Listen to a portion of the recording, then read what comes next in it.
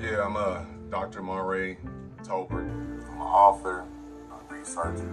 Just got back from Africa, lived in Africa for the last 4 years in Kenya. I definitely am a soldier against white supremacy. So I stand on that 10 toes down. So Me and my wife, we went to Jamaica, and this was, I'm bad with years, but it's right before COVID had came. We went to Jamaica. And as we were coming back, they was talking about this COVID thing. Like, even when we were there, like, oh, COVID. Like, what is this? Because when we went there, we didn't have to do any, just like get on the plane like normal. Mm-hmm. When we came back, they was talking about wearing masks. So then when we got back, I'm like, oh, again, the conspiracy theorist that I am. I said, oh, man, I suspect something's playing. I said, I wanted to get the hell about it.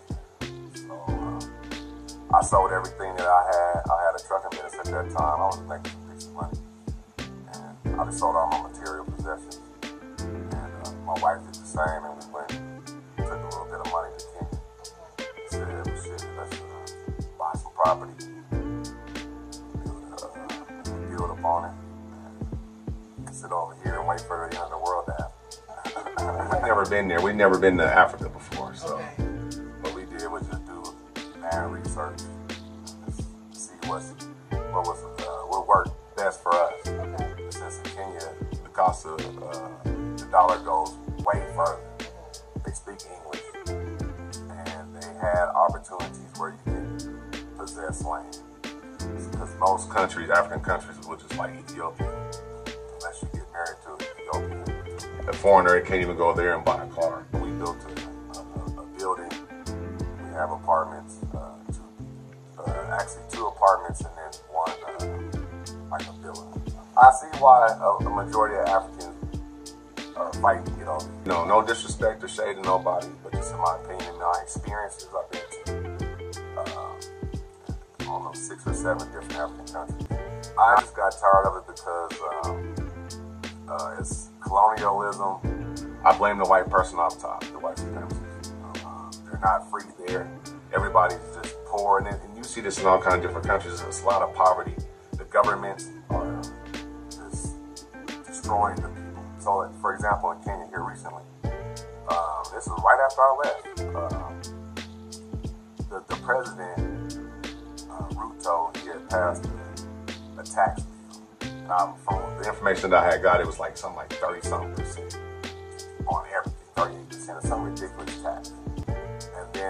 And it's like 80% of the people in Kenya are unemployed. So, and then the president actually is a puppet for the United States. So, I mean, you can clearly see that, like he just does whatever the United States tell him to do. And the time I was there, like they was allowing Bill Gates to come in there and do all kind of experiments on. They'd have it on the thing, they'd be happy about it. Like, Bill Gates is here. So, like, my illusion of what I thought Africa was, my experience trumps that illusion. So now I see it, and I got this fantasy in my mind that, oh man, the motherland, right. Nah, it's the real world though. And it's everything's good and bad, like even here, here in Babylon, there's beautiful things about it. They also worship white people all the time. More places than you would think that they wouldn't have such an affinity toward white people. Why do you think that is, in your opinion? Well, the colonization of the mind. They've been down bad since the white supremacists came over. The history, of the Berlin Conference, how the Caucasoids came into Africa, divided it up. I talk about that in my book. It's the whiteness of destruction. The origins and consequences of white aggression. The whole purpose why I wrote it is because I've been having built up thoughts and anger and all kind of different types of emotions over the years, based upon all my studying and researching on the subject on black oppression, mainly. Worldwide, but just even living in America, to see the progression of how white supremacy has continued from slavery till now, how it's not much different. So the purpose is to try to bring awareness awareness of what enemy we have as black people, black Americans. I'm mainly talking about black Americans. Now I do talk a little bit about Africa, but I'm mainly just talking about black Americans. Right here, right now, we got a problem. And so I think that the more that we become aware to this problem, how it exists, how it works, and not be deceived or fooled, then that at least help us to avoid some pitfalls and cracks.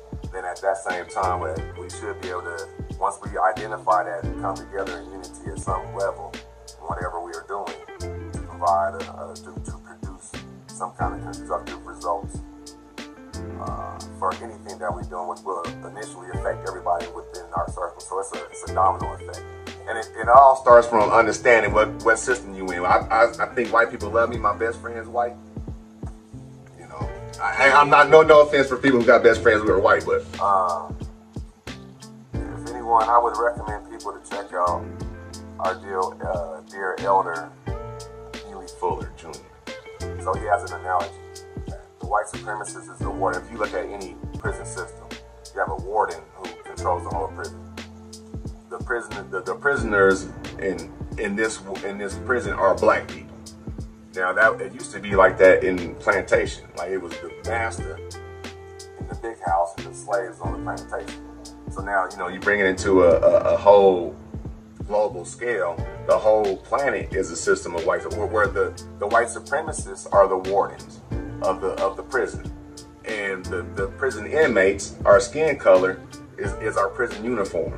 So because you have brown skin, melanin in your skin, now that allows someone who does not have melanin in their skin to dominate, control, mistreat those who possess melanin.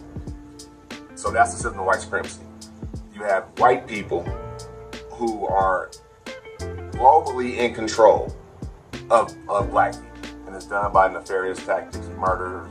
I mean, history this shows the atrocities that occurs underneath the current structure that we have in place at this very second. We all need some kind of therapy, especially living in this society. Man, it's the best thing to do is to lie to yourself while you're fronting, lying on everything else on your social media, you this, you that. You're just telling lies. That ain't really the truth about whatever you're saying. You know, y'all know what I'm talking about. It's the fakeness. Yeah. And it starts there, man. Start telling yourself the truth. And when you start telling yourself the truth about what white supremacy, who your true enemy is. I always ask people, because people argue, man, it ain't that bad. Even though when you start telling yourself the truth, you say, oh, every problem you got, you can trace it back to some kind of reason why your skin doesn't allow you the same goodies and benefits as those ones who have a different skin color. It's not about me liking white people, but I said, does the gazelle, if you're a lion out if you're a gazelle out in the bush, you think the gazelle's gonna be friends with the lion? I've been on several safaris. It don't seem like they friends. Same with us. If you see a rattlesnake on the ground, you think you're gonna be his friend? No, it's your natural enemy. Us as black people, we do that same thing. We try to get close to the very thing that is to our detriment, and because history has shown up until this very second what has happened.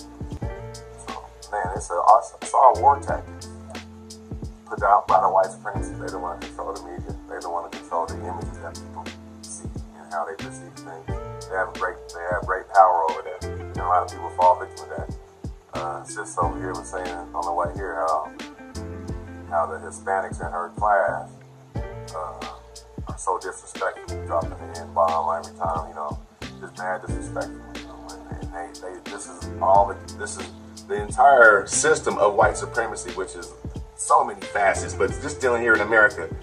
Black people, like, the spotlight is on us. It's like the sun shining on you. We on the bottom of everything. Everything is black people's fault. Donald Trump just got shot. Now they showing black people who was sad that he didn't die. That puts a stain on every black person. There's a whole bunch of white supremacists out here who love Trump, and they got mad guns. They got mad artillery. And I talk about that in my book, and that's why I had to get it off my chest. But dealing with the book, It's an outline to try to show the history of how they started 200,000 years ago. I talk about that all the way up until the current date. So, and they are planning a race war. That's what the white supremacists. I document everything in my book. I have all my sources. I mean, I go through tons of information. I had nothing but time to do while I was in Africa because I had nothing but time, so I got to get it off. But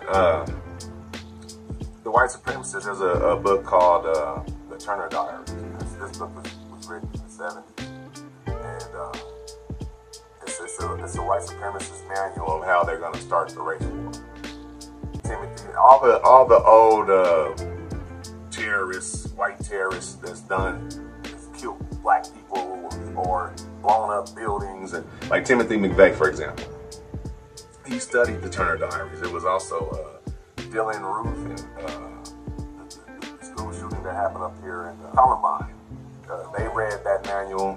The dude that killed them people up in Buffalo, the white boy with the AR-15 at the grocery store, he had that manual. So what they do, the white supremacists have been reading that kind of a book for at least 2 generations. Not to mention what their great-grandpa was doing and their great-great-grandpa and the stories and having a penis floating in some alcohol. That's what they would do, is castrate you and have it on the mantle here. Very, very sick stuff. But this has been passed on from, you train up a child in the way he should grow. When he gets old, he should not depart from it. White people are not born racist, but they are taught that. And then they have everything to lose because they're about to go extinct. I'm like, I want to know the truth. A lot of times, as I started to read the Bible, I say, well, I go to church, you really don't get the truth. I had my daughter when I was like 19, so I'm like, let me try to, it started to change. So I'm like, let me get into the church. Like, that's what I was raised into. Not saying I was going to church, but I started reading the Bible, actually reading it. And I'm like, well, hold on. So I eventually found out after reading that 7 times. I literally read it 7 times. And it took me about 10 years. It's a waste of time. Man, it's a waste of time. I'm like, man, this is BS. I said, I'll put my foot down. I'm standing on this. And so from that point, I've always just been wanting to know the truth. And as I started telling myself the truth, just going back to white supremacy, it's always there. Now, that doesn't stop me from doing it. I mean, I've traveled all over the place, but I know it's there. I can be affected by it at any moment. I gotta keep my head on the swivel. It might be some crazy white food that's gonna jump out with an AR-15 because he's just mad today. The book, it gives a history lesson on it, and just, it also, I have a section in there where it tells people how, what type of supplies they should have. Like food, water, bug out bags, things like that. Disaster preparation. So I think all black people should this should just be up front and center, like, hey man, that's the lion over there, or that's a snake, the venomous snake. It's gonna bite me. I don't care if it slither on me and it licks me on the ear like this with his tongue. Oh, tickles. Nah, man, this food could kill me at any moment. So let me be aware. You stay over there, snake. I need food with you at an arm's distance, to protect myself. All black people should be in that awareness, especially these fools talking about trying to start this race war. And if Donald Trump had got killed, oh man, these white folks would have went crazy. They would have went crazy. And they blame black people for it too. And then you guarantee the media would put some dumb nigga on there. They've already been exposed, and I'm like, yeah, I'm glad, niggas dancing and twerking, for Donald Trump dying. Man, you know how many black people get killed after that? Yeah. We are literally in a war, whether you want to believe it or not. We in one. Now I'm gonna go sleep tonight, and then I'll wake up tomorrow. Everything will be all right, and I'll buy a new TV, or they got some new weed out, or whatever. Something to mask the pain and tell yourself a lie. I'm not gonna face the truth today because it's too much for me to handle. I'm just gonna turn on the TV. Let me flip on Instagram and go whatever the latest thing that's in my personal life. I think about my family members too. Like, man, if they could just read, understand that it's not as simple as they, I mean, like that was a long time ago. That was around Martin Luther King's time. That's over now. No, it's not. Especially economically. Man, black people is at such a low level economically. They don't even have to necessarily be just running around lynching you. They killing us softly. It's like lowest on the totem pole economically. We are the most, in America, the most economically challenged group of people in comparison to all that. That's done on purpose. Redlining, can't get bank loans, discrimination practices, job hiring. There's an excellent book by Michelle Alexander, The New Jim Crow. She outlines a lot. I quote her at the top of the book. She outlines how nothing has changed. All we are just, what changes is the way that we think, because they just constantly bombard us with all kind of mad, evil energy, or lower, I won't say evil, lower or higher life. We never get higher vibrational information from the dominant society. What we always get is a low vibration. Keep us on a lower vibration, which our ability to produce the amount of energy that it takes to sustain this kind of ridiculous concept. Because a person got white skin, they better than the person that got black skin. You know, but it's been, we are the ones fueling it. Like in Africa, they love that. Literally, they think the white woman is Mary and Jesus, every white male is Jesus. They literally work in the part that I was at. A white person come in, they say, no, somebody, nigga, you lying, nigga. No, I'm not lying. I'm not lying. Well, knock you out the way. Move, nigga. White man, come here. I'm telling you. Not cool, man. Not cool. Anyway, yeah, they have an affinity. That's one thing. I'm like, man, I couldn't take it no more. Man, I got stories. One time, my mom, my daughter, my son, my sister, and my nephew, they all flew out. I was all excited. So they get there. It was cool. And so it's me and my wife. She has this great idea to go to this white supremacist in Kenya, in Diani. Everything's controlled by white people. Like all the restaurants is either like German, Indian, Italian. It's all white people. Russian. Yeah. That's all white people. It's a whole, you know, at least 5. The Dutch, Polish people down there, and they own like the beach, all access to the beaches. Even to the point where some places won't even allow you in there if you are local. You can't even go inside. Wow. So anyway, my mom comes. We go to this restaurant. I told my wife, it's nothing to do there. After you do something a couple times, just like, you know, you can only go to McDonald's, you know, 5 times before you get sick of it. You know, I'm just using McDonald's as nasty food off top, but you know, you keep going to the same restaurant over and over again, it gets old, you know, so do that for 4 years, like, it got very boring. So there was a new restaurant that came called the Funky Monkey, right there on, you know, oh man, it looks nice. They got all the white booming systems, you know, so we go in there, you know, and I told my wife, I said, I don't want to go in here tonight. She's like, I'll show your mom a good time, so we go in there. I hadn't seen my daughter. I hadn't seen none of my family members. It's been like 3 years. I hadn't seen them. So and it's like a nightclub. They got music playing, like strobe lights, everybody drinking. They got a dance floor. They in there boogieing. So I'm talking to my daughter, and it's loud. I'm like, you know, we're yelling and screaming at each other. This white man gonna stand up and say, "Don't talk to her like that." Oh my God! My brother, when he was out there, he said, "Man, what you should have did is pulled your phone out." But I went crazy. I lost my mind. I said, "How dare you, troglodyte?" I called him all kind of names. I won't go into, you know, but I stood. I'm about to hit the dude with the bottle. Then his woman stands up, and she's not even white. I kept telling her, like, "You a bedouin, sit down," because they literally they come there for sexual conquest. White people, I've seen it. I got video on my YouTube where, oh man, they come there for sex. It's sex and stealing. Wow. There's no other reason to come. Anyway, we get kicked out. The bedouin, she must have been maybe like Indian or something. I don't know. She was like, "Black lives don't matter. Black lives don't matter." Now at this point, like I say, And the white man, now he sees I'm serious. Now he's like, oh shit, I think this food, you know, like I'm not the dude who you can punk. Yeah. That's what they go down there and punk the shit out of them Africans. I'll be like, oh my God. Tons of stories. But anyway, this particular one, you know, this is where I was ready to get his ass, but then here come all the black people in there come and get me. Sir, please, you must play the fool. What the hell you mean play the fool? They do this to me all the time. They trying to calm me. I said, what? Man, this dude clearly was in the wrong. And we're in Africa. And y'all come, we had to leave. They made us, well, sir, you gotta leave since you had to come.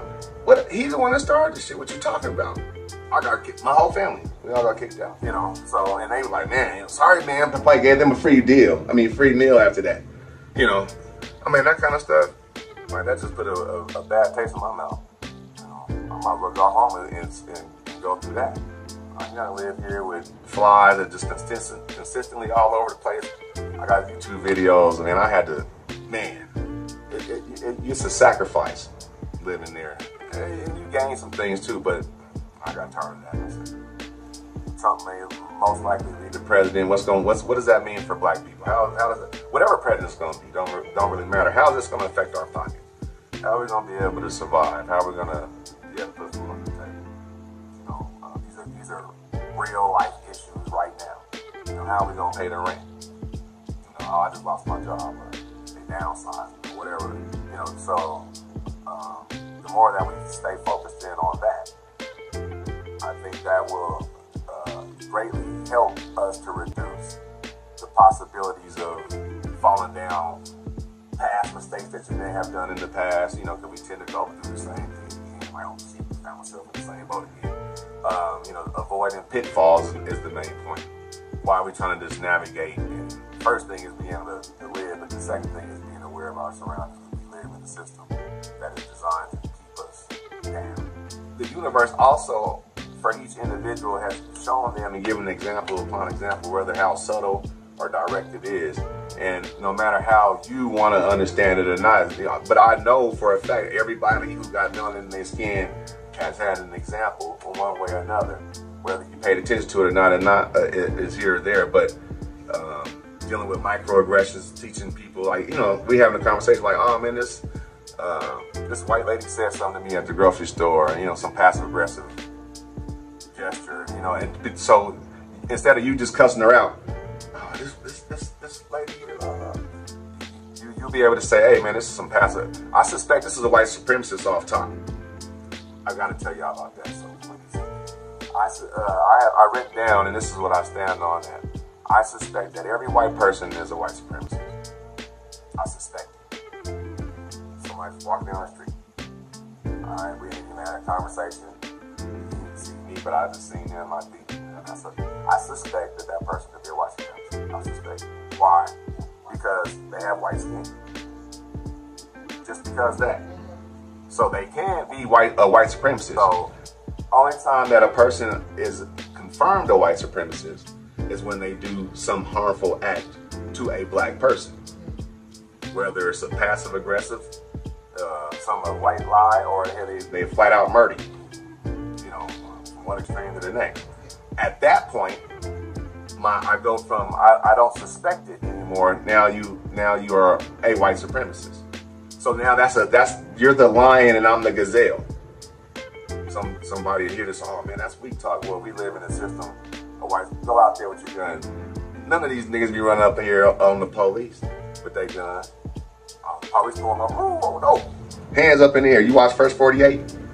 I suspect that anybody who has white skin can practice white supremacy. Now, practicing white supremacy can do something as subtle as you ask a white person. And I know people who, you know, you've asked somebody for information and they've given you false information on something. Hey, where's the McDonald's? Hey man, just turn left over here. And he really is really right. And you're like, oh man, not my fault. Or cracking jokes. Anytime a white person starts to practice white supremacy, because they can, now at this point you're a white supremacist, and to me, so that means that you're an enemy. I can't trust you. That don't mean I'm gonna allow to kill you. That don't mean I'm gonna call you names. That means I'm gonna stay the hell away from you as much as I possibly can, because you're a threat. And some point you go run and tell the boss something. Y'all was cool at first. Y'all went and hung out at the bar after work. Y'all was drinking, smoke some weed or whatever. You sitting there with your friend. Before you know it, you go back to work. Now your friend went and told the boss something. Now you get called in the office or something, you know, or vice versa. Especially with women, you know, the white woman in the office is atrocious. Like, and these are all white supremacists. And the reason why I keep saying it is because let's not call it a racist, a bigot. I'll get right to the point. It is a white supremacist is someone who hates me because of my skin, not because I said it, based upon history. So, and they said, Thomas Jefferson, you know, all the founding fathers, we are a white supremacist nation. Got it. You know, so now we all need to get it. And once we got it, all right, now we can move on to doing some constructive things together. And we can also avoid some of the things. And whenever the opposition come to us, have you guys heard about the turkey leg hut? Sure, they was making millions of dollars. It's a black-owned company in Houston. The white people came in and tried to close them down. I don't think they got closed down, but yeah, a very famous restaurant in Houston. The whole city ganged up on them, you know, to change them or try to shut them down because they had, from my understanding, they was all these complaints. They was going to court and all this stuff. So now the city is coming down on this black restaurant. That's what happens to black people. You know, it'd be the entire system that's against us. And it's us trying to swim upstream, and then you got this juggernaut that's just constantly put in pitfalls and maneuvers. Not necessarily coming to kill you directly, or it could be like in the case of Breonna Taylor, kicking your door to come shoot you dead. It's got to be some real bad stuff that's going to happen to us before we wake up. Oh, shoot. You know, and right now, it hasn't happened yet. But at some point, there's going to be a wake-up call for